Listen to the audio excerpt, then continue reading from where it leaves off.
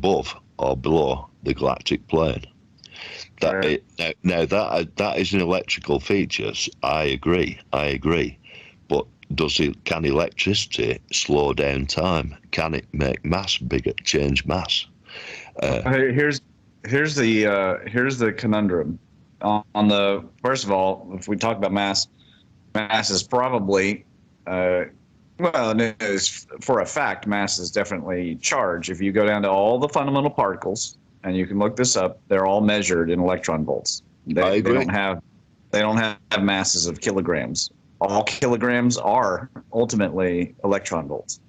So everything is charge level. But as for the fluctuations of time, how are you measuring time? Everything that is measured is always measured using devices that are run on electricity, or they're related through atomic clocks. And atomic clocks are what?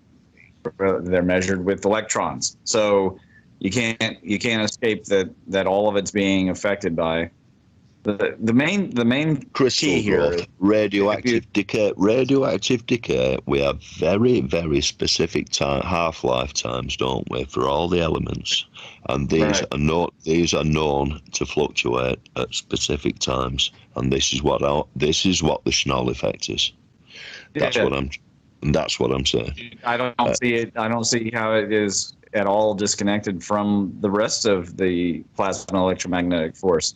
You have to bear in mind that the plasma electromagnetic force has been chopped up into so many different discoveries, specific studies. It's no different than the issue of myth. Myth has been divided first by culture, then by time. I mean, you have people studying Native American history, and they don't even touch each other, because one is studying archaic Indians, and another one is studying Hopi, and another one is studying Creek, and they don't see how anything is connected. In the same way, it's got to be multidisciplinary. Things have to be multidisciplinary. You can't, like you say, you can't look through a microscope at one chemical. But the downside to that is that they don't see how one thing is connected to another thing merely by a change in scale. So the Schnell effect is just another example of one of the idiosyncrasies of the plasma electromagnetic force. And we know that the plasma electromagnetic force is so far the only reasonable ether that can be found, because it doesn't need anything to propagate itself. This is the problem, because of course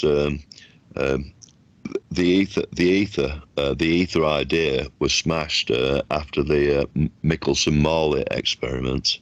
Sort of. This is what allowed Lorentz in reality, they've still never escaped it. There are at least 3 different ethers that are in the mainstream. I would argue there's probably 6, but the number 1 ether that's out there is space-time. Number 2 would be quantum foam. Then you have the brain theory and strings, but they're all ethers that are relying upon their particular form. The space-time general relativity one is a mathematical ether, and the basis of it is not on solid ground. In the end, they want to divide by 0, and a single mass does not describe anything in the universe. It's a purely theoretical ether, and we don't need a purely theoretical ether because we have a reality, which is plasma and space dust, and we have charge everywhere and baryon everywhere, so we don't need space-time. Space-time is as soon as they ever go back and redo general relativity and do the tensor equations starting from the position of electromagnetism, they're going to solve the K issue, and they're going to fix general relativity, and it'll make even better predictions than it currently does. But there's nothing remarkable. I don't really want to honestly spend my night talking about space-time, because it is a blatant monster. It is a hybrid monster. It's no different than the wave-particle duality, and it doesn't take much time to debunk wave-particle duality, or that light is a particle. All these things are honestly kind of unfun to talk about anymore. if I had to debate Neil deGrasse Tyson, it wouldn't take me very long, and I would just make him look like a fool, and then I'd move on because it's a boring subject. They want to pretend that it's a lively, rich subject of cosmology, but it's just not. It's dead, and it leads to nothing. It leads to nothing interesting. It leads to nothing profound. But what you're talking about, the Schnell effect, is profound because it is profound because it links astrology. It links something that people knew about thousands of years ago to something that science is only discovering now. That's why I like it, Ramon. Astrology is not hard to link at all. Astrology is one of the easiest of the ancient subjects to link to anything modern. But what is profound about what you're describing is the rippling of things that are interconnected. But it's only one more example. I mean, I don't, obviously anybody can be interested in, for example, I could get interested in superconductivity, and I could spend all my time in this particular area of the plasma electromagnetic force, talking about superconductivity, or I could pick Bose-Einstein condensates, or I could pick crystal plasmas, or I could pick cavitation. You can pick any one of these things. All of them are profound and amazing. All of them describe something intensely interesting about the plasma electromagnetic force. However, you can never get a whole picture of the entire thing from one small effect. That would be like picking the Van der Waals force. Of course. Of course, Ramon. I'm not saying I believe in it all. I'm saying it's an effect that has to be taken into consideration in understanding. Yeah. Okay, and I find it interesting, But the thing is that if a person goes into studying a particular effect, let's say take Byfield Brown again, and then they make it everything about that, and you find people in the alt stream who get so heavy into it, and then they're into electrokinetic drives. And next thing you know, that they're chasing the conspiracy theories. They're chasing whether or not the government has achieved electrokinetic flight, and are there triangular spaceships, and all these things are I guess worthy of time. But here's the issue: what's the productivity yield? So when we talk about the greatest benefits, and this is where I like to get into talking about the MIMS, when we look at the history of the plasma electromagnetic cosmology, it is a history of setting mankind free of shackles and connecting him to something that is deeper profound. And this deep profundity is not an isolation. The force is not in isolation, and the ether is not in isolation, and the numbers are not in isolation, and the principles are not in isolation. That's what knowledge does. That's what knowledge does. It all adds up. It all adds up. It all adds up to break down entropy in the universe. That connectivity should lead to enhancement. It should lead to value addition. It should lead to enlightenment. It should lead to revolution of society, technology, in terms of technology, of nations, of people's behaviors, and where we sever from that cosmology appears to be where we lose track and start to lose the plot. And the more we've adhered to it, even when we did it badly, when people were ripping out hearts and stuff, at least they were making some kind of progress because they were still basing it on something that they really saw.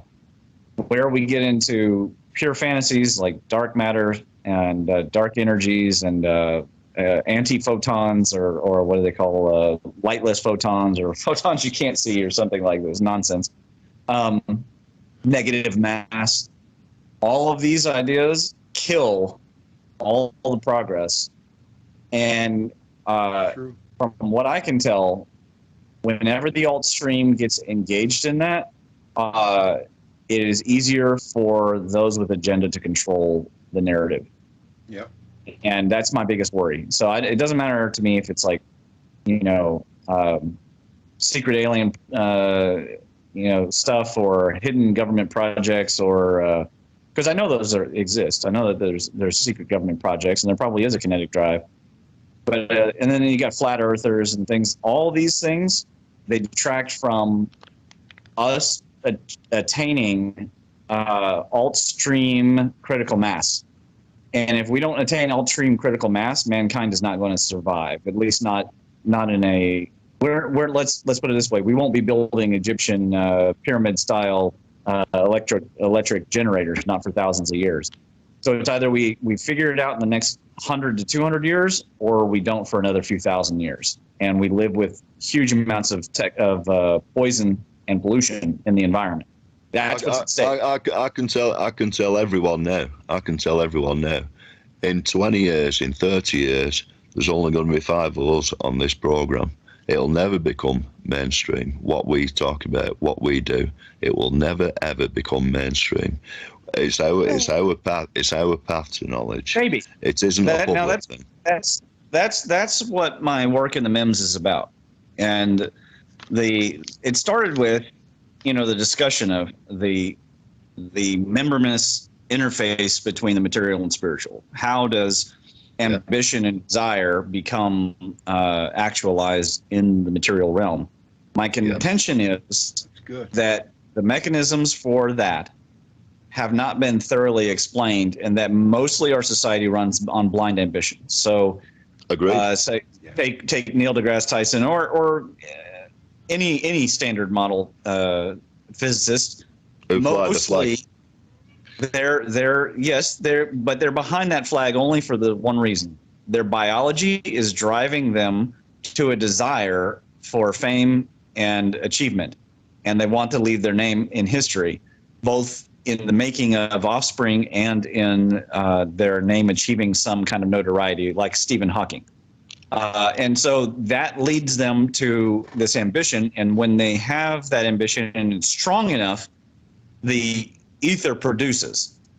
Now, if they have a theory that even remotely approaches the truth, there will be production that is, to some degree, going to be useful to the standard model, and they will attain some notoriety. So take like black hole theory would be a good example.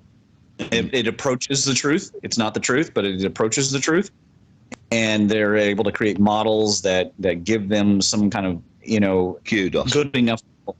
Another one would be gravity waves, which were predicted by Poincaré before Einstein. Yeah, before Lorentz.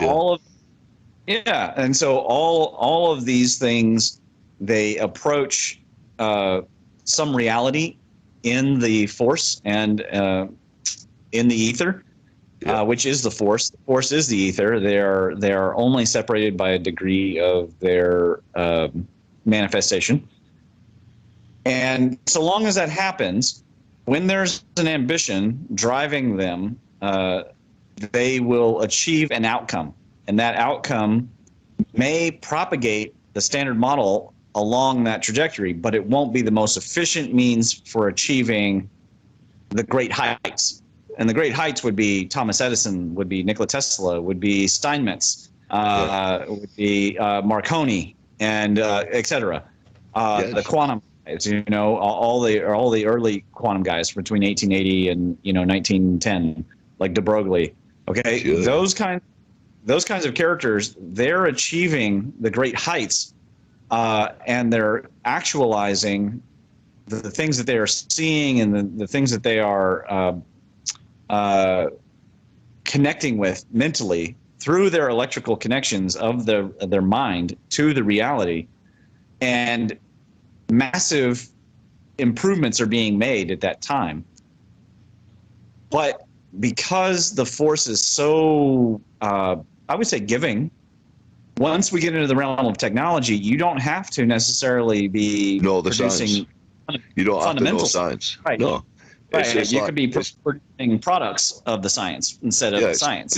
It's like clinical doctors. You don't have to know much about science to do the correct clinical treatment.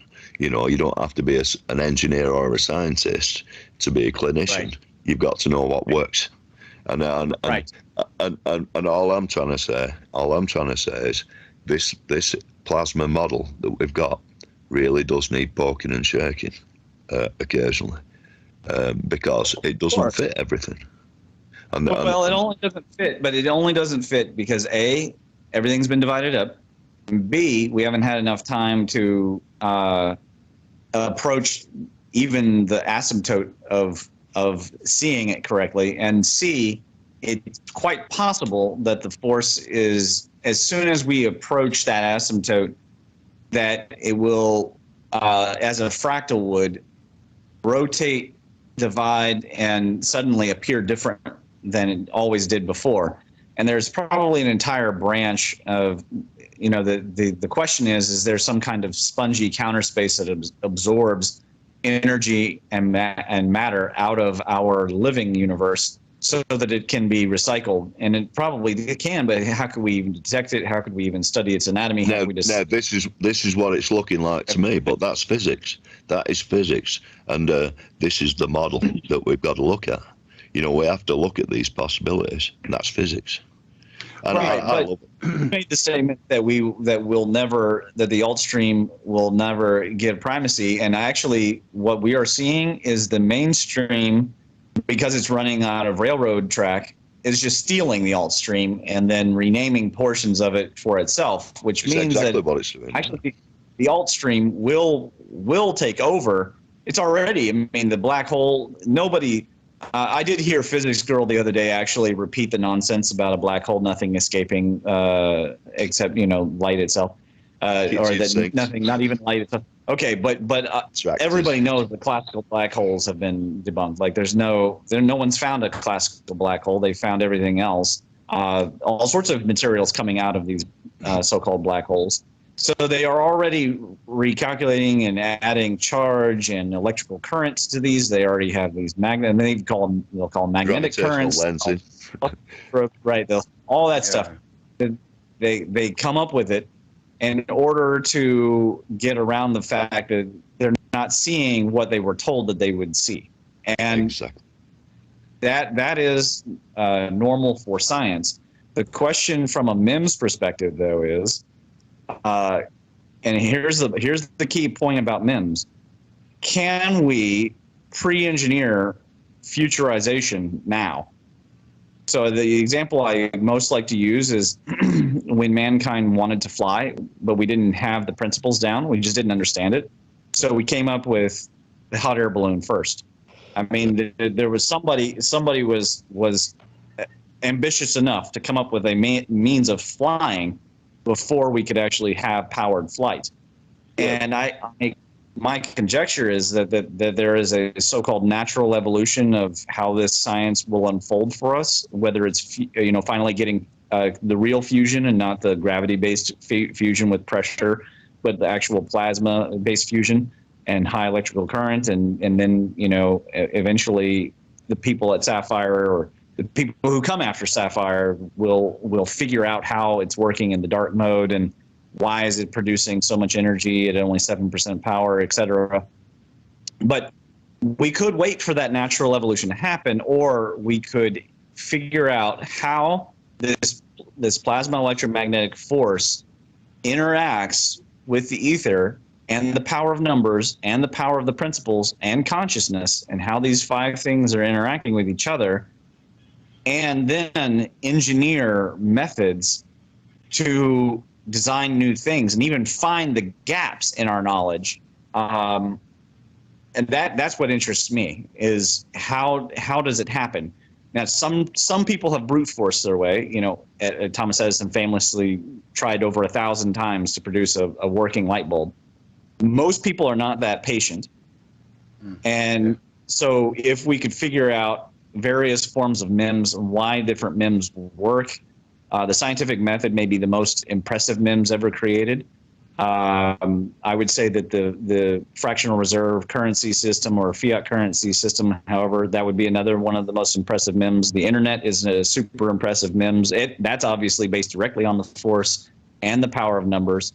The fiat currency is based on the power of numbers, but we don't know is it relying also on the ether? I mean, it seems to violate thermodynamics. So how is it continuously working, or is it not continuously working? Are we about to find out? Exactly. No. I mean, we don't know. This we just don't know enough. Seems to violating the laws of thermodynamics, and therefore these laws have to change one way or another. There's something wrong with them. Just need the context. And in matrix algebra, you always have the data inside the matrix, and then you have the parentheses next to it that can tell you the conditions in which it's true. Yeah. And that's the main thing, is that we've got an obsession in all the sciences that everything, it's like Darwin. As soon as they learned that Darwin wasn't always correct, it was like earth shattering for them. And I'm sitting there going, well, Darwin wasn't completely wrong, but of course he could never be completely correct, because his premise was based too much on a specific one idea, whereas it ignored cooperation. And the signs of creative processes, that there's a creative consciousness behind all of it, it should have been obvious to Darwin in the beginning. It was obvious to him when he was much older. By then, his work had already gone the rounds. But it's always about the conditions in which things are held true. And those parentheses are what people ignore when they pick up their flag and they run with it, whether they are relativity theorists or string theorists or flat earthers or whatever. They focus on what's in the brackets and they ignore what the parentheses say. And what the parentheses say is maybe more important than any other part. If we could master that, we could stop religious wars, because then all the religions could recognize, okay, so your religion has truth inside of your brackets, but here these parentheses are telling when your truth is where is your truth and where its limitations are. That's it. That's if we can get a consensus. If the human race ever could get a consensus. Now, does a consensus matter? It doesn't seem to in the present day. You have the people running away with it, and it doesn't matter about consensus. We get but who is right at the end of the day? Is it the ones who hold the power, or is it the ones who hold the truth, or who are closer to the truth? The neat thing about the MEMS philosophy, and remember, the MEMS philosophy is an outgrowth of EPMC study. So this is a philosophy system that is looking at how the material and spiritual are interfacing. And we digitize the spiritual into the psychological terms like ambition and desire and things like this, because that's based on the movement of neurons, et cetera. We can base it on some kind of fundamental science. It's unfortunate, but we have to materialize the spiritual. But when we interface these two, the spiritual and the material, we come to a plain truth, which is that the MEMS, whatever guides successful MEMS, it doesn't matter to the universe how, quote, moral or ethical or good or bad the MEMS is. Okay, so like cryptocurrency would be a good example. Cryptocurrency is an emergent property that came out of the collapse from the mortgage meltdown. Okay, now digital currencies had already existed, and privatized digital currencies already existed, but none of them were successful until cryptocurrency was engineered and visioneered out of that crisis. Now, is it good? Is it bad? There's arguments in all the directions, but what does matter is that it relies on the power of numbers and the power of the plasma electromagnetic force. And it's one of the next profound evolutions of how money works. And it doesn't matter if it's good or bad from the perspective of the universe. It's only up to us whether or not we... Hey, I just lost him. Oh, okay. You're back. Okay, it doesn't matter to the universe. It only matters to us whether or not a MEMS is so-called good or so-called bad. I mean, television would be another one. In the beginning, it seems to me that television was one of the most brilliant MEMS ever created. And it certainly runs off of the plasma electromagnetic force. And obviously, there's some aspect of the ether being involved. But is it bad? I mean, the effect it's had on families, the effect it's had on children's psychology, the effect it's had on the ability to leverage propaganda. Very difficult to measure these things in such the near future, in the short term. Yeah, there's TV, yeah. Yeah, that's the thing about the MIMS, that because we haven't even spent time to understand what the MIMS are, we don't really know how to measure good or bad MIMS. We don't know what makes one succeed astronomically. You know, what creates the conditions, for example, of viral ideas on the internet. It seems like it's got its place in time and space. You know, these ideas, they're effective. You could say that at the right time. You know, but if that were true, then you would assume that all potential things, such as Satan cults or moon worshiping cults or something, should have a serious heyday. But that doesn't appear to be true. And yet, look at how popular meme culture is. Meme culture is more successful than veganism. Meme culture is incredibly successful. It's so successful that there are tech companies trying to crush meme culture. They don't know how it works, and it's related to viralicity. And obviously, viralicity is related to this issue of memes. People have ideas, and they want to bring them into a material reality, and that's mediated through the force and through the ether. And we just don't know these preconditions. And so our only solution is everybody want everything all the time, and try and invent it, and hopefully it comes true. And if we get our dreams and it all comes true, then we save the world. And that's the propaganda we feed to everyone. You know, invent a new app, invent a new game, invent a new movement, invent a new social media website. Just everybody do everything all at the same time, and let's see what happens and see if it's good. And that is not produced good results. It's produced toxicity and pollution everywhere, all over the planet. Yeah, I mean, ideas get started off, they get corrupted, people run with them for whatever reason. Like you said, the MIMS takes off on one idea and thinks it's great in the universe, like Beaverbrook Papers. It was a great thing when you had a newspaper informing the population, and now our newspapers, well, not that we've got them, the last thing it does is inform anyone. And so, yeah, it's... We can't say if a path is good or bad, but a path, at least it's a path, you know, and a path is always going to happen. Things are moved forward. We haven't got time to stand still and dissect things, because they've moved away. I wouldn't propose that we stand still. What I would propose is that we take stock and we go, okay, so we've been using the force for about 150 years. Reliably for about 120. And what have we managed to accomplish with it? And what has been successful? What hasn't been successful? And what has been successful,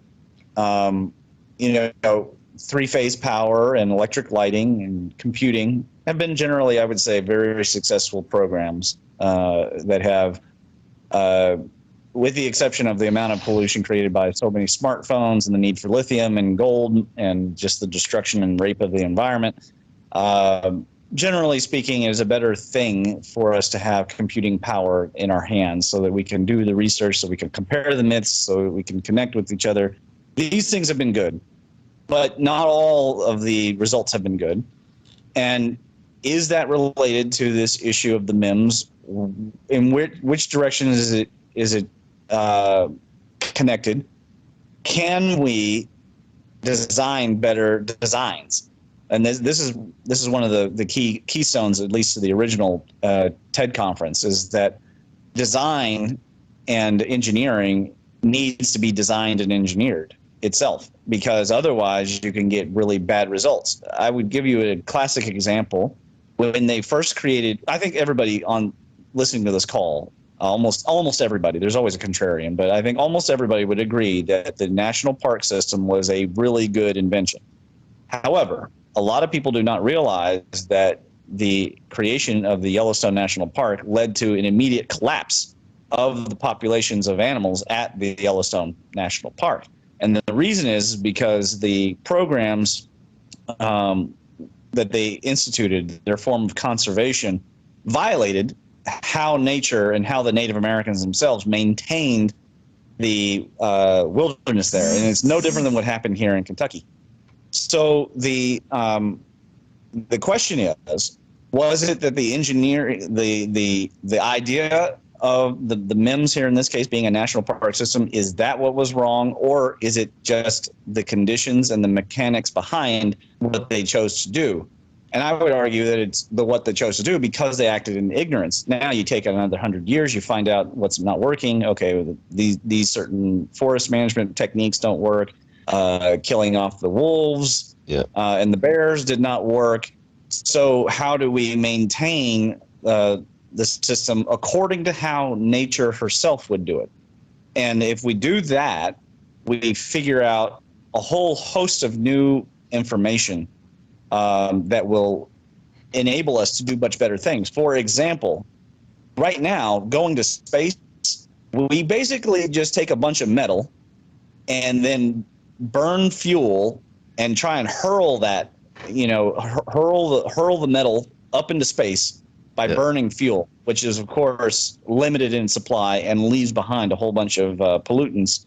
And then we also lose that material as we go off into space, and we haven't made hardly any major headway in the direction of terraforming or colonizing space. So are we doing something wrong? I would say that it's almost self-obvious that we have been doing something wrong. We're now at the point where there's so much space junk around the planet that it's we can't get out. Yeah, there's a name for the effect. I can't remember the name, but we're basically getting to the point where it's getting difficult to even get satellites into space, let alone if we're going to launch giant, spacecraft and travel around. It's obvious that we're doing something wrong, and yet we keep doing the same wrong thing. Why? Because instead of studying the MIMS and how we engineer and design things, that it's not just because we ignored nonlinear dynamics. It's because we're ignoring the entire interaction of the 5 or 6 powers, depending on if you want to put God in the center of that. But these 5 powers, how they interact with each other, are controlling the entire the laws of nature, and those subset laws of nature are our particular obsessions, whether they're religious or scientific obsessions.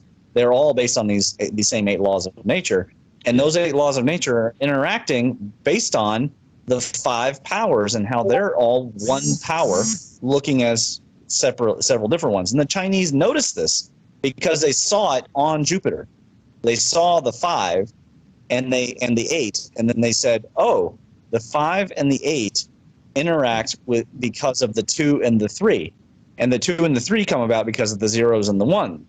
Yeah. And so we just have not stopped and understood all these things. And we've basically not developed very far in terms of maturation.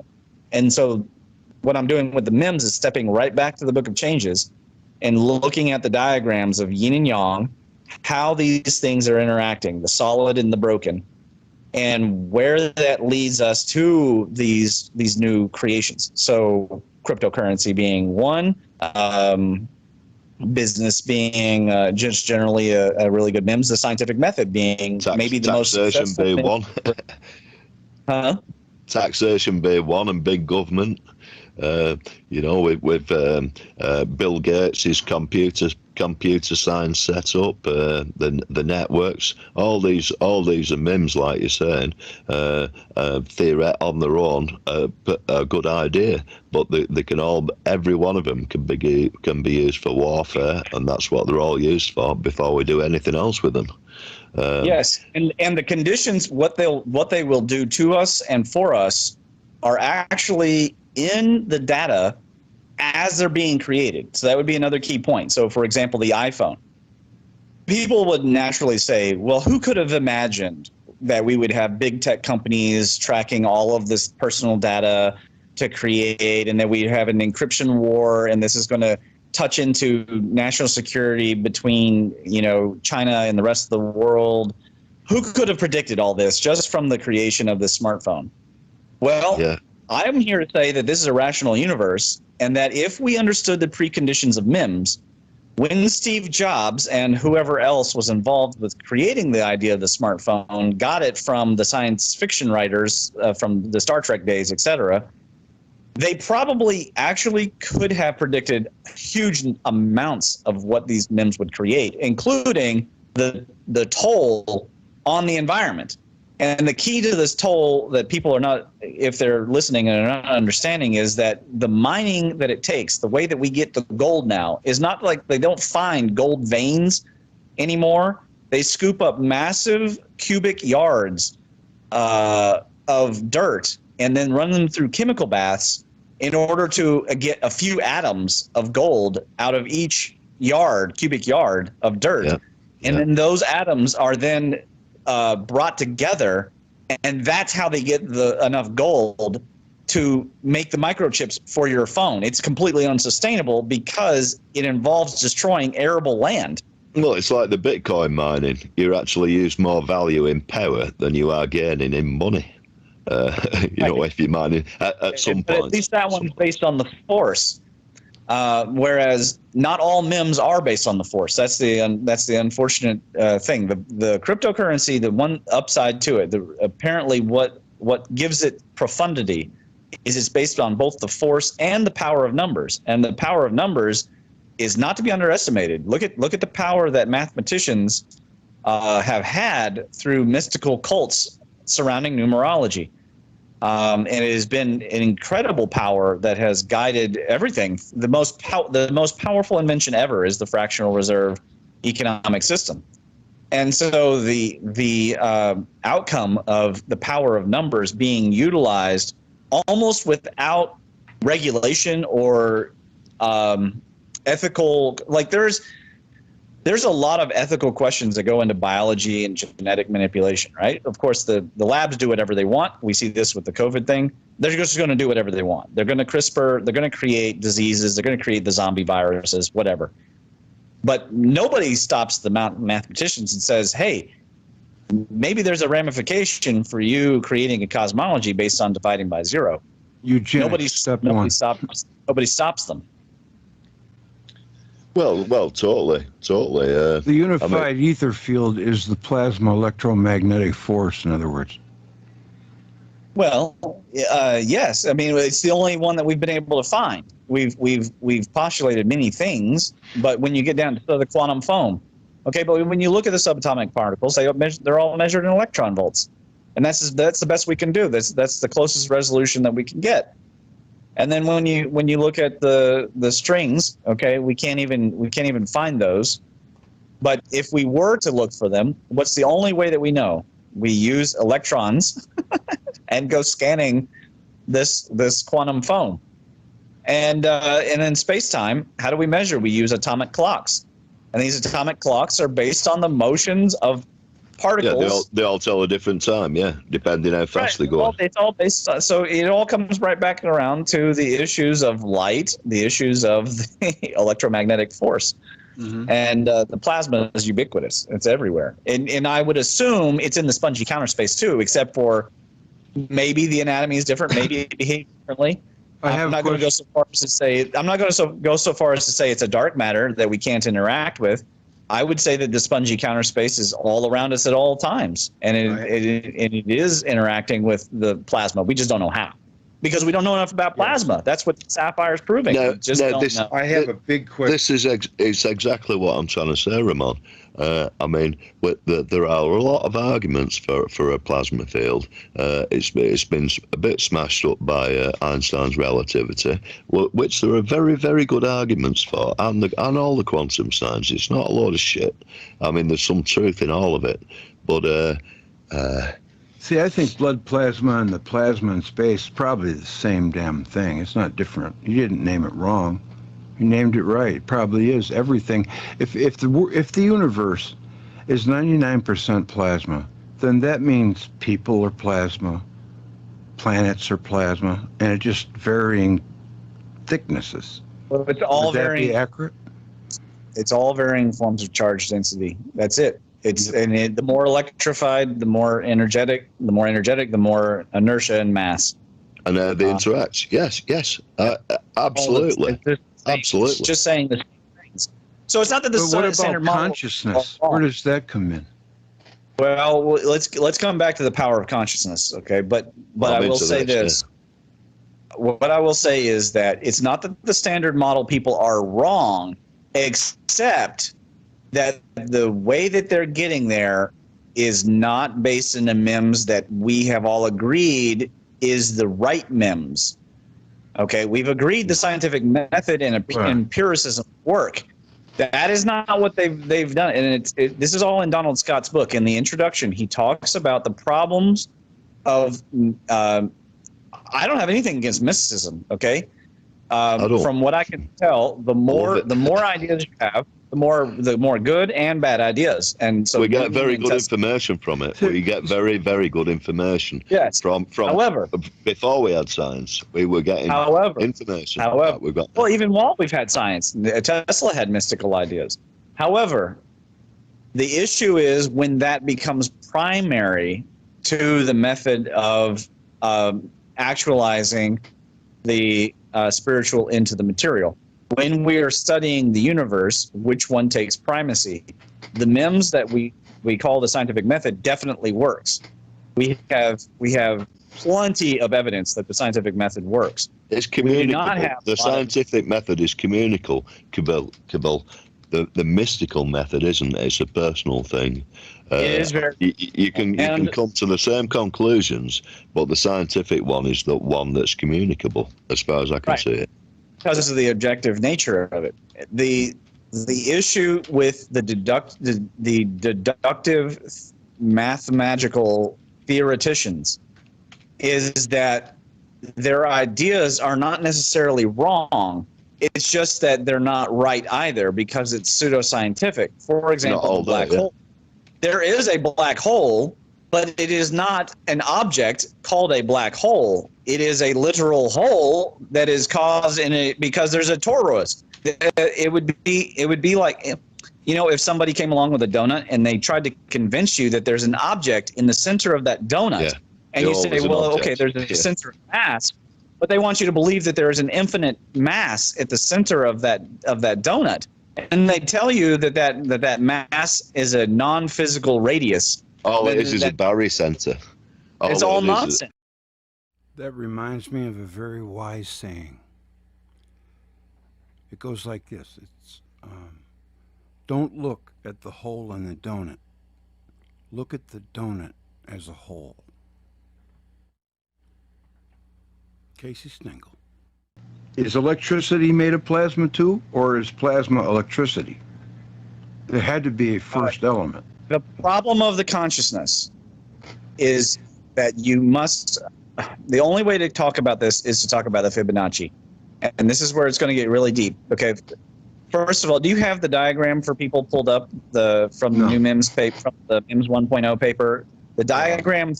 What's the title? So if you go to are you on the academia page? Yeah. Okay. So the one that's called the membranous interface of the material and spiritual. Go to that. I was reading your synopsis. Yeah, okay. I already read that. It was good. Scroll down to the figure 2 and 3. Well, I'm glad we're finally on a subject that you wrote about. How about that? It worked out. Everything is connected. Where am I looking, Greg? Am I on your channel server here, pal? Yeah, you got to look at the Skype. All right. Yeah, I shared the screen. How far do I scroll down on the paper? It shouldn't be very far. I don't remember what page, but it's probably only like page 5 or 6. It's not very far in. Okay, I'm looking. For a diagram? Yeah, it's 2 diagrams. Domain, kingdom. I'm on that little domains, kingdom, species, family, order. It's like. So that's the first diagram. So there's the next 2 diagrams. Okay, I got it. I think. Okay. Lord, force. The one on the left is from the Chinese science called the Wuxing, which is the 5 phases. And this was when they saw the Birkeland currents at the south pole of Jupiter. Okay, we're going to skip the need to to prove that there is a Lord, because every culture had a Lord. Okay, they had a Lord. We're just going to go with consciousness, even though in the diagram on the right it says Lord. We can just people can just think of it as consciousness, and it'll keep it simple. Okay, so that nobody has a religious freak out. But when the Chinese saw, I'd agree with that, Ramon. So when the Chinese saw the five giant like hurricanes, like vortices on the south pole of Jupiter, and then they saw the 8 on the top, they realized that the Tao, or the force, is creating that there's order being seen with the God here, the Shangdi, the above God. Now, they decided to arbitrarily to make their 5 phases wood, water, earth, metal, and fire. Okay, but in reality, they had some kind of basis, something like what Aristotle did, in which they decided that these so-called phases or elements show up in reality. Now, in a modern context, we see things like in the wood phase, we see filamentation, and we see filamentation at root level, neuron level, galactic level. We see it like that. And then we see the fire phase seems to be like plasma. It seems to be a plasma phase. And the metal phase appears to be the electricity. And then, of course, we have water, which is like fluids and ether, and, et cetera. We have earth, which is like crystals and matrix. So you could step through and you could use it in that context. What I've done on the right, though, is assigned 6 yang powers, undifferentiated powers, that conform to the Chinese word qian. Qian is a homophone for tian, which is heaven. And so we're talking about the ether, but also each of the 6 bars of qian are undifferentiated, and the above trigram of heaven over top of the below trigram of heaven means unending, unceasing, infinite time and power, continuous.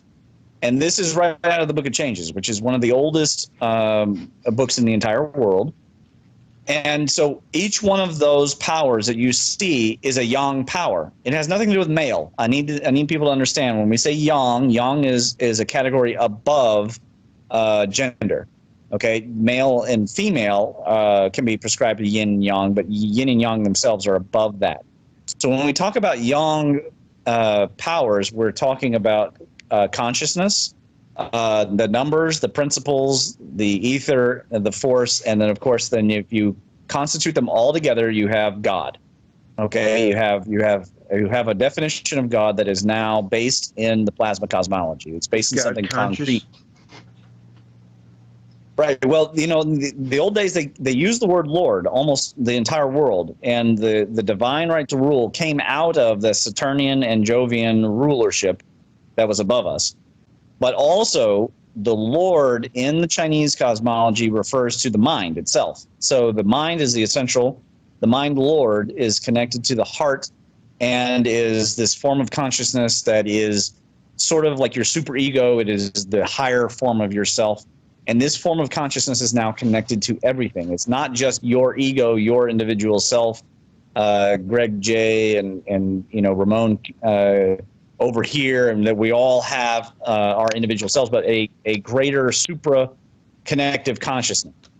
And so the Chinese noticed this, and all the cultures appear to have noticed it on some degree.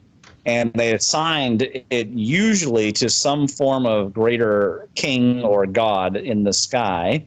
But from a psychologist's perspective, all that matters is that there is a portion of your consciousness which is then connected to something beyond. Okay, is everybody with me so far? I think so.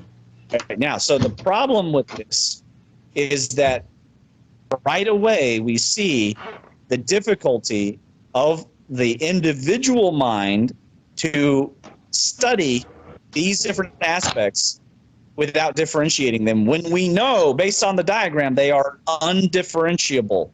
They are all yang, so they're all a solid line, which means that they are all one.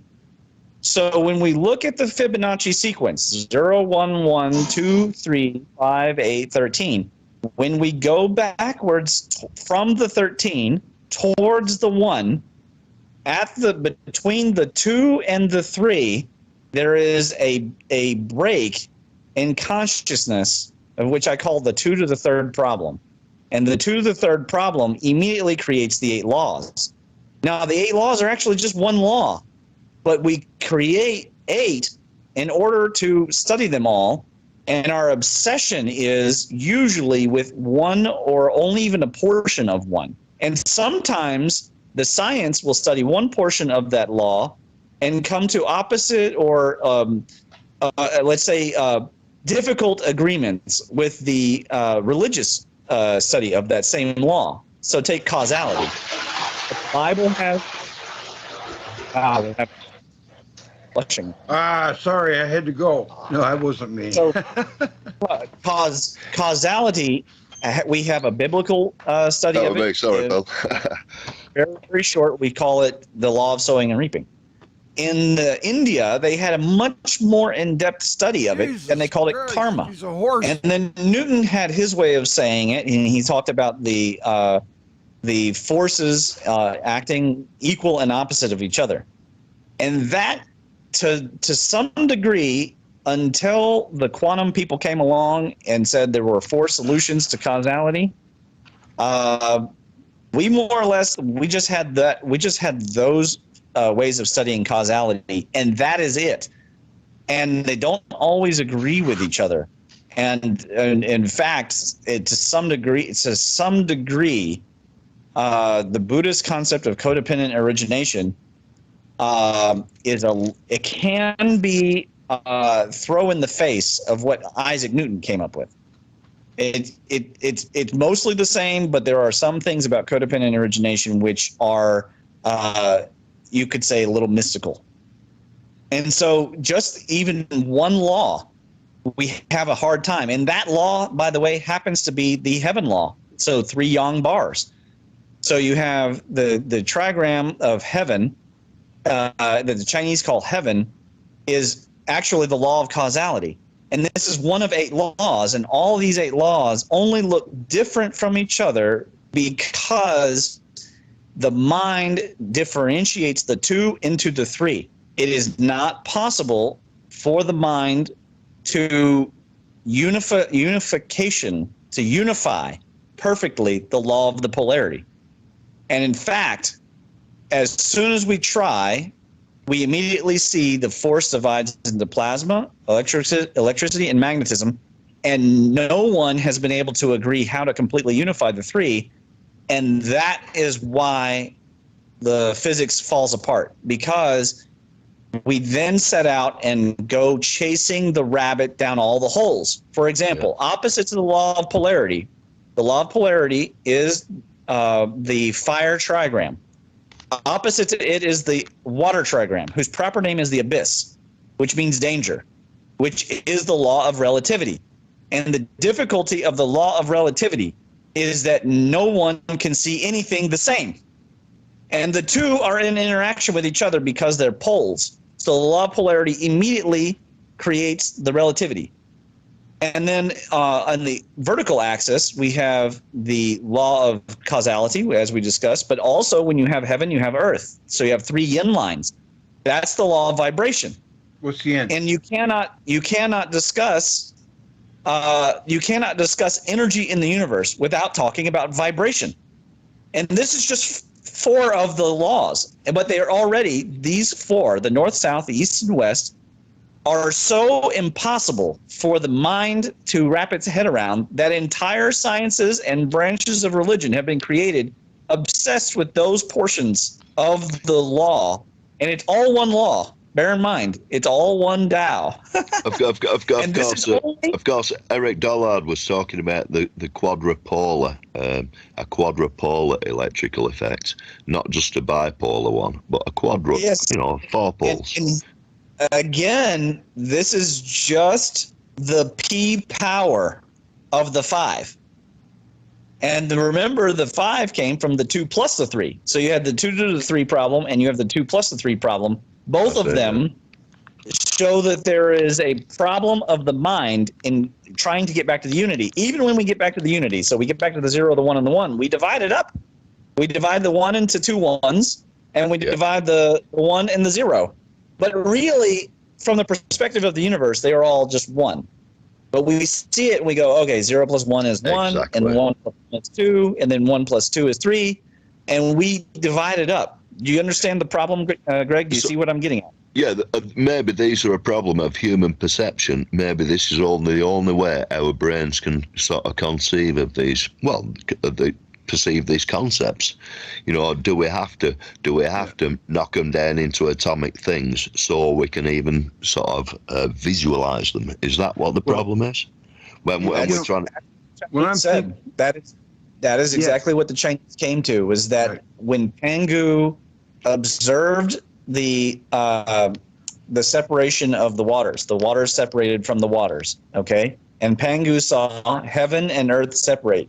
He wanted to understand the toroid, but he could not understand the toroid.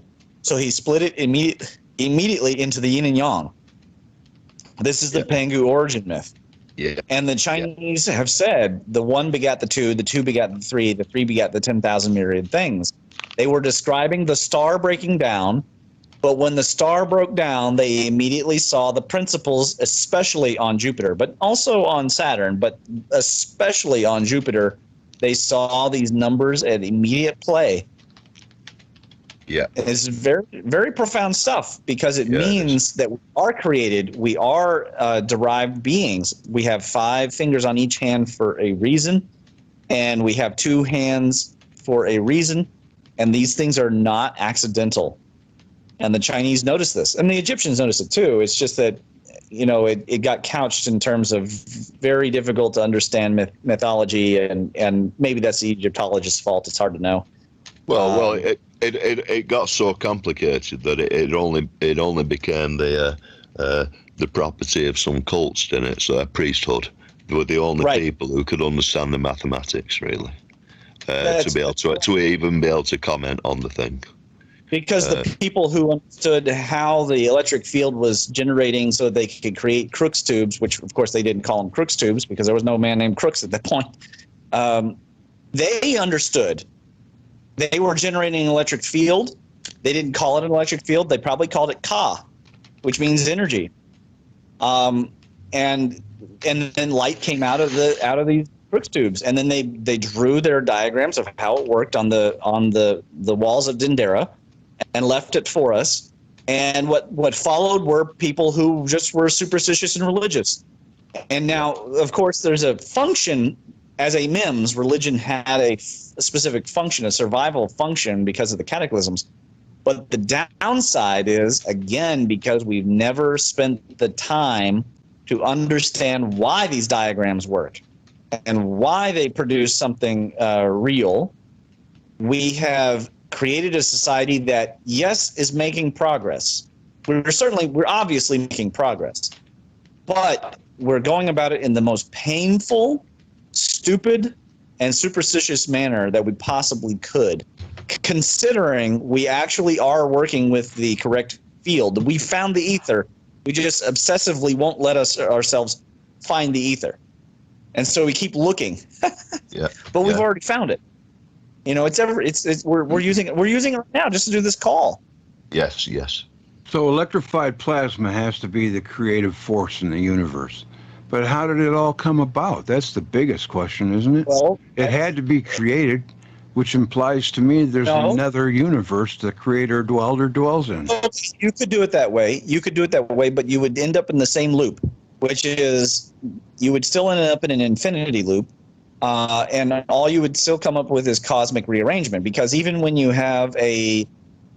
creator God is a literal creator instead of a progenitor of the flow of energy, when it's literally a guy who is literally designing something, then you obviously come to the point of, well, who created him?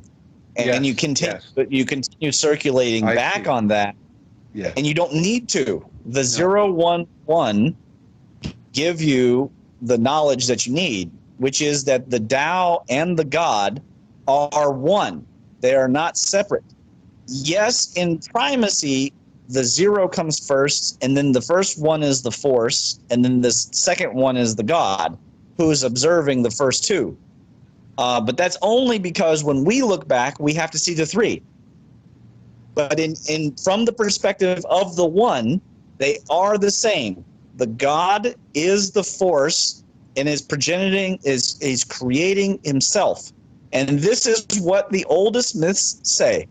Because they observed the star do it, they then surmised, oh, then that means before the Shiva there was an Indra, and before the Indra, or before the Shiva there was a Brahma, before the Brahma there was an Indra, before the Indra there was a Vishnu. And then they go back and back and back and back. They understand the concept of recursion. And we use recursion in programming, but we don't understand it in our culture. We don't understand recursion. We don't understand nonlinear dynamics. And that is what those old mystical cultures could do. And they would use profound, ridiculous numbers that didn't make any sense. They would use drugs very often to escape their limitations. If you don't understand recursion, drugs are a decent option.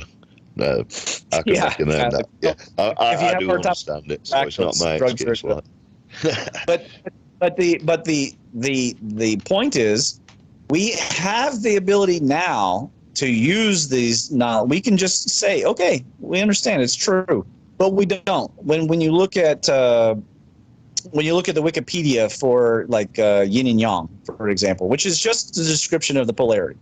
One law, not the king law, but the queen law, which all the other 8 laws are totally subject to. When you look at the polarity on the Wikipedia, they say it's basically a pseudoscience or like kind of a mystical idea. This is us taking a crap on smarter and wiser cultures. And now what happens? We become obsessive about whether or not there's a difference between male and female. And as we saw at the Olympics, there obviously is. There is a clear difference between male and female. We now have exact data in the form of a race. And why are we having trouble tripping over obviousness when we are using these things every day? All of our money is digital. Our phones are electrical. It is a form of delusion that I think is it's really I would say inexcusable and directly related to why we keep producing pollution and toxicity and war. Okay, I don't know. I might be off topic here, but recursion seems to me that it's going on in the universe to the from the micro to the macro, and even probably beyond. Would that be a recursive function is one whose output goes back into the function until the condition changes, and so a recursive function will take the output of that function. And that uses its next input, it goes into the same function again, and the output goes into the function again until a condition is met. Yes. Okay, you're right. Yeah. As long as everything is constantly rearranging, and every time it rearranges, it induces a new magnetic field, a new electric field, which then induces a change in the material. You're going to have repetition of form. What about? So my son asked me the other day, why does lightning make the same shape as the rivulets of water going down my chest when I'm taking a shower? Well, because both are based on the motion, the flow of something. Well, no, specifically impedance. There is something flowing. It's flowing, and it's trying to avoid impedance. And so the function here, we know, is that nature prefers not vacuums, it prefers homeostasis.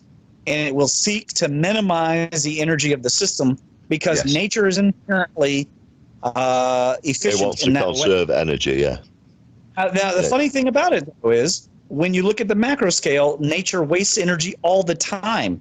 And why does it do that? Because the wasted energy fuels more life. It fuels it's more recycled different somewhere else. Yeah, it's recycled. Right. It's not wasted particularly. It just goes somewhere else, doesn't it? Yeah, if you notice electricity, the way it looks like lightning, it's the shape of a tree, it's the shape of rivers. There's so many things that look like blood system. Yeah. Vascular system. Now I have also. to ask the big question though. What about a person's life? Do we recur? Do we recur? Well, I would say that we have constant cosmic rearrangement in ourselves. I was obsessed one time. I went and visited the Dow House in Colorado, and he bought the hotel after there had been this tremendous landslide, and so everywhere around the hotel grounds there was all this extra dirt. And me being since childhood obsessed with geological events, especially earthquakes, etc., I kept asking him about this landslide. And you know what he said? He said, just like you and me, sometimes the mountain has to shift its butt.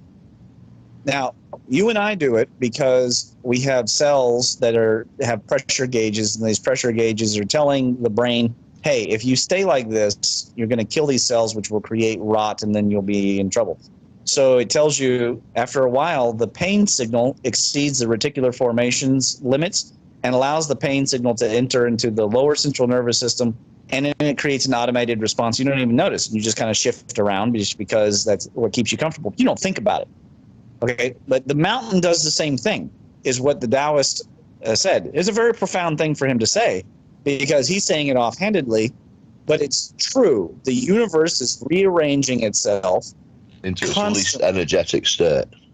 To its least energetic state, but in such a way that it liberates tons of energy for lots of different things. Some things of which we wish do not even exist, like ticks and mosquitoes, etc. Sure. But perform some kind of function. Parasitism performs some kind of function, and so it is part and parcel of the law of conservation. It's part of the data, and the way that the universe does this is constantly, when you look at fluvial flow of mountains, it looks not much different than fluvial flow of dirt, and you see it in food, and you see it in traffic patterns, etc. Why is it repeating in this way?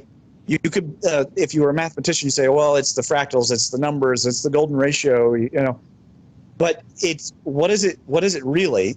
It is this yang single flow of all one truth. We are only seeing it as the 1, the 2, the 3, the 5, the 8, and the 13. Yeah, and it's one thing, yeah. But it's actually one thing the whole time. So when you say that beings or people, their consciousness can recur, are you saying that's possible, that then there is life after death? Well, I would say that the law of conservation dictates there must be life after death. It would be unreasonable. It's like saying that the earth or the sun are the only things that don't grow in the world. I mean, we know that they're born somehow, and it's they're going to die. It's a destruction of information. If there's no conservation, and information can't be destroyed, and for me, there's a continuum. The death will be a reconstitution and a rearrangement. And that's the point of the cosmic rearrangement hypothesis, is that it will not look the same, nor should it. Our obsession is that it should look the same. But now, doesn't it really make sense? If I die, do I really want to look like my current self forever? And do I want my children to look like children? And do I want my parents to look old? And how would they want to look? Of course, you know what I'm saying? Like this obsession is egocentrism. But the continuation of the self, well, that's almost certainly a guarantee. And the Chinese, you know exactly what they did. They just divided the self into 5 parts. They looked at the science and said, oh, there must be 5 parts. And then when they looked at the eternal or ethereal soul, they call it, they said, oh, there must be 3 of them. And then they just moved from there. And then they stopped having trouble because they just based it on the same cosmology that they saw coming off of the planet Jupiter as it connected to Saturn and ruled us. Yeah. So they did it the smart way. And then from there, yes, came all the stories of the god above, and and the anger and the thunder, and then from there the creation of mankind. All that stuff did come, but all that stuff came after the basis in something real, which is the power of the numbers, the 0, 1, 1, 2, 3, 5, 8, 13. Yeah, I like it. Yeah, I like it. Definitely, it's because. Are you following, Greg? Yes, I'm actually looking for something, but I'm following. Yes, it's really wild because it gets me back to the same question. There had to be a something that originally had a beginning. I mean, no.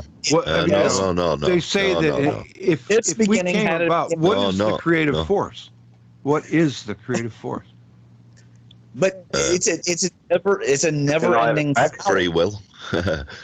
Is that the free will force, the creative force? Is that something that has never occurred to you? The word Qian, first of all, the character for it is a plasma script. So it is a plasma script based on the above God. Secondly, the diagram for Qian is 6 yang bars, 3, so heaven over heaven, unending power, unending power, unceasing power, power that repeats. And it's in the paper, by the way. If you just scroll down, the description of Qian is in there. Oh, yeah. I have got it on here, Bill. I'm going to have to read so this. You can see the Chinese understood this very well right away, that it's recursive and unending, and that it's going to create a lot of difficulty for the human mind.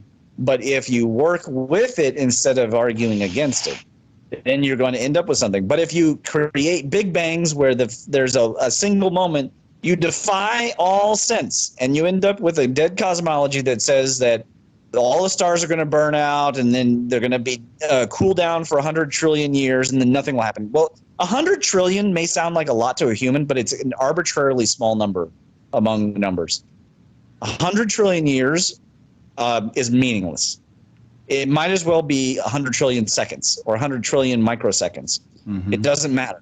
Mm-hmm. In the concept of infinity, it doesn't mean anything. So to a Big Bang cosmologist, it sounds profound. 13 billion years ago, it exploded out of nowhere and expand. And it's going to do this for another, 100 trillion years. And then it's going to take another 100 trillion after that for it to all go totally cold. And it'll just sit there forever. This is arbitrary, dead nonsense. Yeah, it is. There's no basis in rationality or in nature for it. It doesn't make sense at all.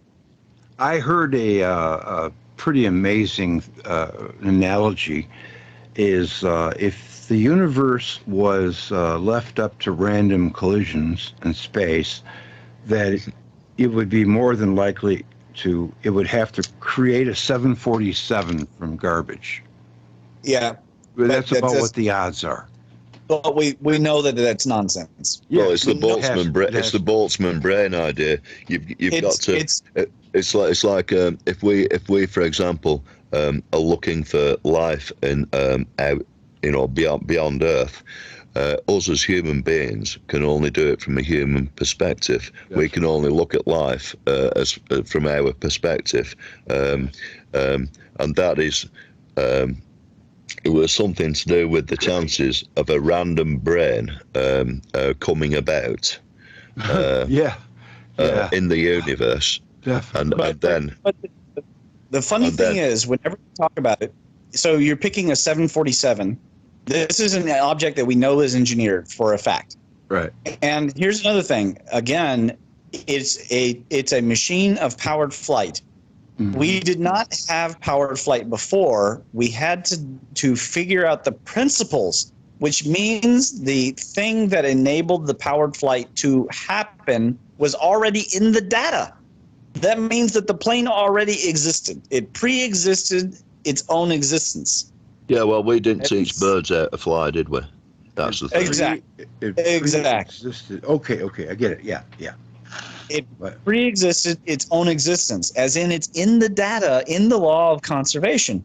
Mm-hmm. And that means, Greg, that there does not need to be a particular thinker, only that the whole system is thinking.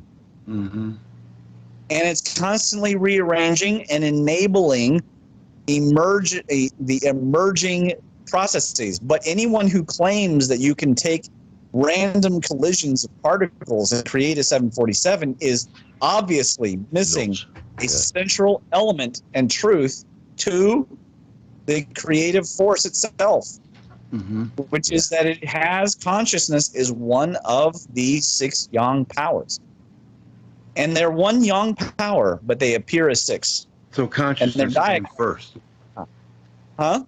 Consciousness created the universe. Then. There is no first. No, there's no first. Again, see, this is the problem. This is what I was trying to tell you. When you go backwards from 13 to 8, from 8 to 5, from 5 to 3, and from 3 to 2, you are not capable of going from the 3 to the 1 without going through that 2. You separate things. You can't help it. And that is the circuitous proof of your mental aspect. But it also means that you are going to have difficulty. You'll always want to create a genesis before the genesis. You'll always want. Bloody 2 shouldn't be there. Say it again. Shouldn't be there. Yeah, it right. Should not be there. According to us, it drives us crazy. And it's like the more we can identify a moving particle. No, hang on, that's it. The more we can identify the speed of a particle, the less we can identify its location or something like that. It's a paradox that Gödel's is an incompleteness theorem. It's one of those anyway. It's a paradoxical situation that the more you hoard into one thing, you lose track of its congruent being, I suppose. Yeah, the more forest for the trees. The more you try to focus on the D and try to understand his duh, the less you can understand the Tao.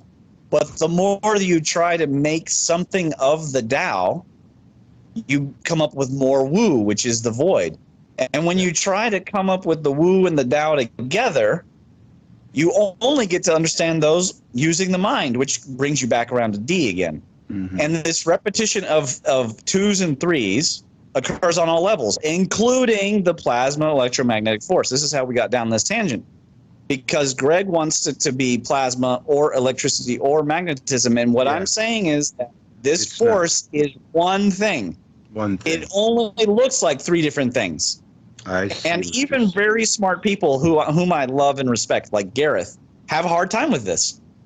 And so you get arguments, between electric universe people and plasma cosmology people and magnetic people who say everything is just magnetism, and they're all missing. They're all missing this central idea. There's a dysfunction there, and it's just one thing.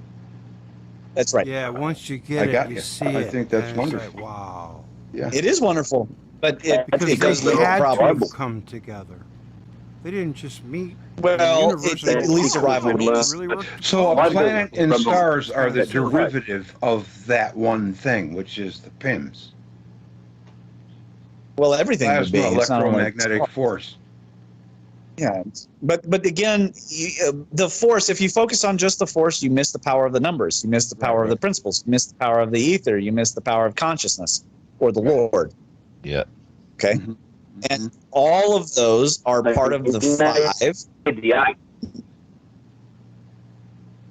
What? So you need the 5 of them working together. That's right. If you don't have the 5 of them working together, at the end of it, It doesn't matter whether you believe in the plasma, the electric, or whatever. It just ain't going to work. Yeah, it's more holistic. It's not a lot. It's holistic. That's right. Yeah. I've got to have the 5 pieces to get to the 8. Well, like there's some Would that be right, Ramon? like what about the synchronicities in nature? Like in certain areas, if there are certain afflictions in that area per se, there will be some kind of herb growing that would be a antidote to that. Yes. Yeah. Yes, and every wind heat season, you can tell it becomes wind heat season because the dandelions come out. Yes. And this is this renewal and the doctrine of signatures and herbalism, all of it. The Chinese noticed and were able to create medicines and sciences well advanced before the MIMS of the scientific method was actually finally reified. Right? Yeah, they were fantastic clinicians. They knew this worked or that worked. Right. And they didn't have. They didn't have to know why. Of the scientific method, what they did have was the empiricism. Mm-hmm. Yes. Now with them inventing, man-made chemical medicine, that gets away from that. Well, it doesn't. It doesn't. It depends on if it's an emergent property or if it's created purely through this misapplication of the MIMS. The MIMS, known as chemistry, is currently a model. We think that the model might be wrong because the structured atomic people have apparently have improvements. And so, but it has, however, created very good results, very reliable results, because at some point, material becomes predictable when it reaches a certain level of atomic size. At the atomic size, it becomes fairly predictable in how it's going to behave. And that creates the ability to do certain things. However, that doesn't mean that we're now using the natural emergent properties. And, from the perspective, again, of the universe, it doesn't matter, right? Because there is no toxicity from the perspective of the superconsciousness. There is only the two poles, life generating and life destroying.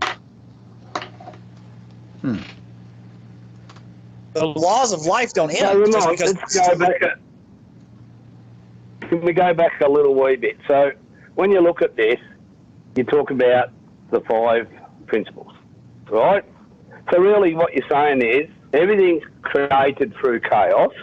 Eventually it becomes organised. And then eventually it goes back into a chaotic form again, and it reorganises or regenerates itself. And it may be different next time, it may be not. And that would be like you go back to when Greg, are we reborn if you... Well, that might be wrong, but anyway, what I'm getting at is there's no reason why when you go in this life form, your spirit or the energy of you goes and transforms again. It goes back into chaotic, and then it goes back into what? Into something else. Will be its next entity. That's right. Yes, that's right. So if you look at our system we have now, each time it happens, it creates a new order. So the old order trying to resist the new chaos of change for its order, because at the end of it, I don't know what I'm going to transmute into after this run, right? So I'm scared of the next run. That's a natural thing, isn't it? And you get all the issues of it. Do we join a single consciousness, or do we keep our regular consciousness? I think we join. I think we join up. Yes. And maybe. Yes. I think we join up and then start again, out the blue into the and out from the blue and into the black, innit? We come from nowhere as consciousness, and then it's back to you have different matrices, and then each matrix has a parentheses that says when that thing is true. When you talk about the ethereal soul, what's called the Hun. The Hun is currently joined to the eternal, And so you're able to engage in quantum entanglement and do oracle processes, the Book of Changes, and get information about what's going to happen to you before it happens to you. So this is through quantum entanglement. And Carl Jung, if people get the chance, read his introduction where he actually engages the Book of Changes from a psychologist standpoint, and is getting information from his soul, both about the Book of Changes and about the God's desire to help mankind through the Book of Changes. And it's also talking through him, because he's the one who's doing the tossing. This is all very interesting because it's synchronicity and entanglement. But then secondly, the individual portions of yourself. So the E, which is the intellect, and the Po, which are the bodily souls, and then the Jur, which is the willpower and memory, and then the Shun, which is your individual spirit. These other four aspects that come together with the Hun to make the total Shun, these four are temporary and individualized. And when you die, they split into different portions. The Po, very famously, can become ghosts. They don't always become ghosts. Very many of normal Po simply, even if they form a plasmoid, they just sink down into the ground. And when we bury people, they're usually discharged. Rarely. What do you mean by that? When we bury people, they're usually discharged. Plasmoids, they basically ground out, and they just become part of the ground. Now, occasionally, they do achieve profundity of their own and go on to try and attach to people and animals to keep themselves going. And we have one of these plasmoids on video and engaging with the individual, and I'm in the room. And I can tell you, I couldn't see it, but I could feel it in the room. But we caught it on low light, and it moved in a Birkeland current. It moved in a spiral up the person's hair. Now, when these plasmoids have some form of consciousness, they appear to be mostly hungry. And so the old Asian cultures called them hungry ghosts, Gui. Another translation of Gui is demon, but it doesn't necessarily have to be malicious. There are these Po can attach rather innocently.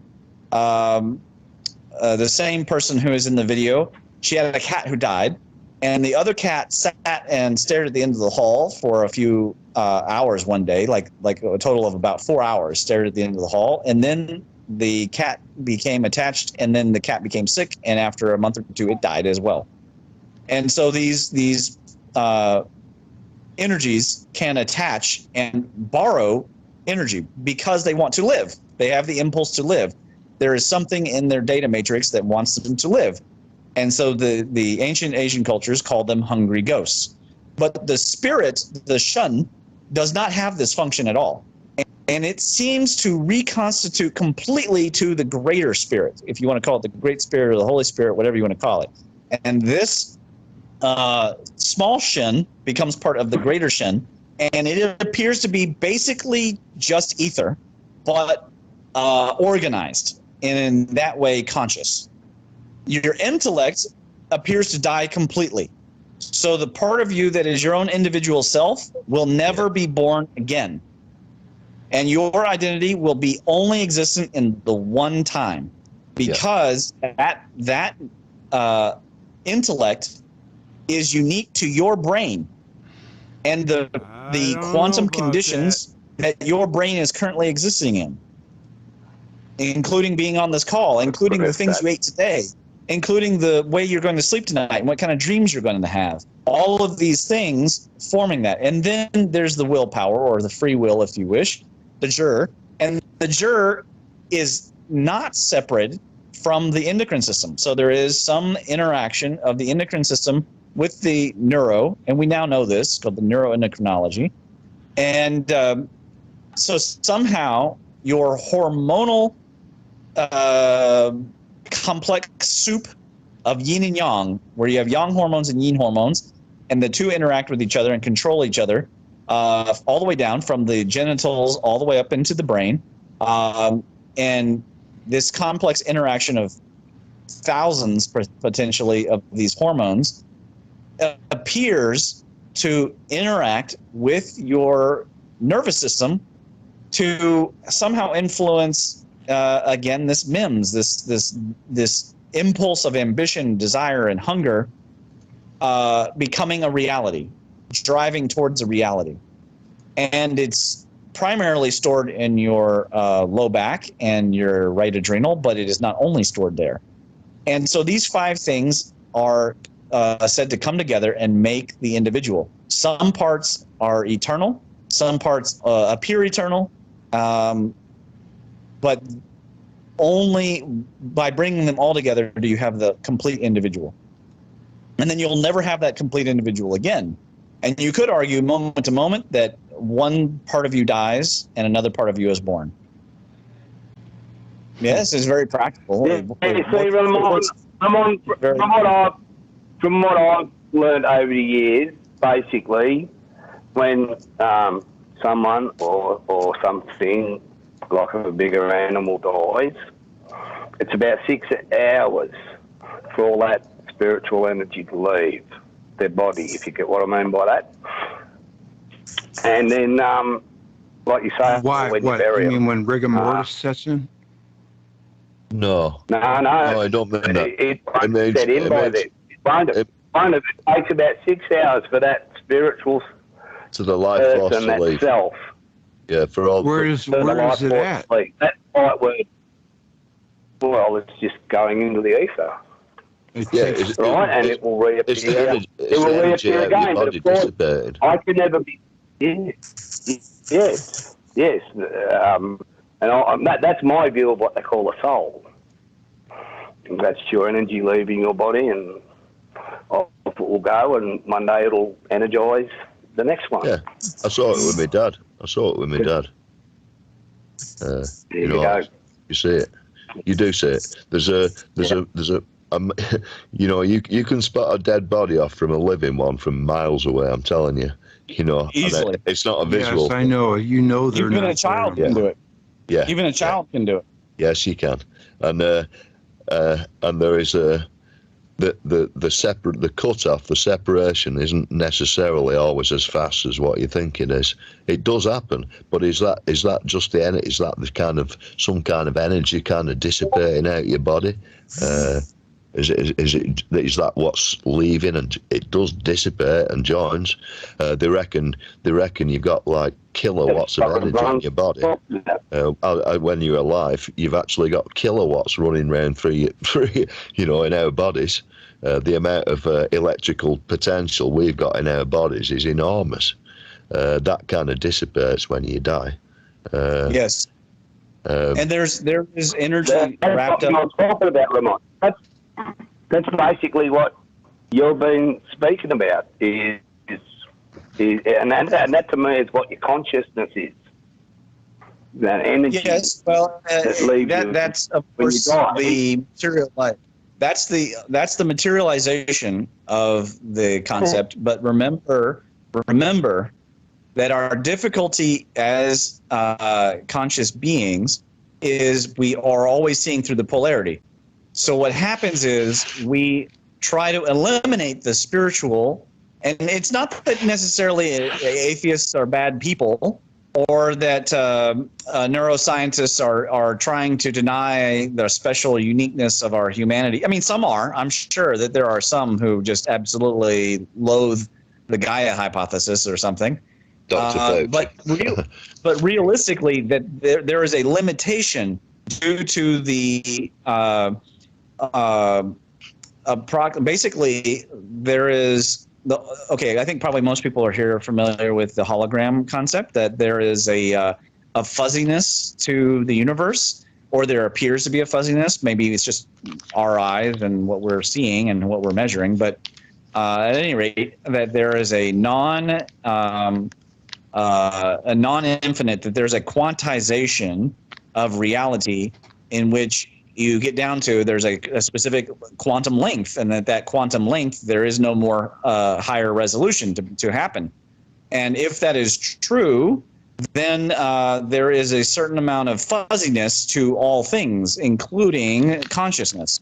And because of this, we have a need to, it's sort of like built into us, to remove all spiritual freedom and limit everything to a material.